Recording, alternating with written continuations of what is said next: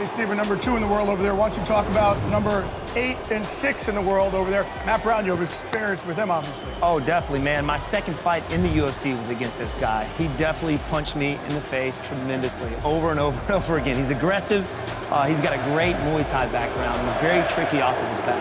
You know, going out there facing off against a guy like Demian Maia, he's going to have to keep it standing. So he's going to use his reach, use his kicking ability to try and come out with that win. Never seen this before. 171, 77.5 kilos. Look at old Matt just turning his back. He has no time for it. Matt has no time for it. No, Matt has no time for the booze. Look at him. Oh! Matt Brown. Wow. That's not going to earn him fans.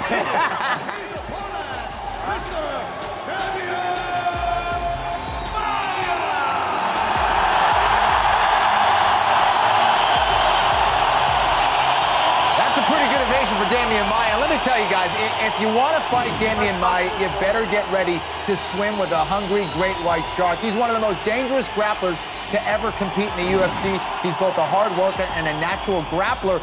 He actually received his black belt in just 4 years and 7 months. For most people, it takes them around 10 years. So very impressive. He's also the 2007 Abu Dhabi Submission Wrestling champ.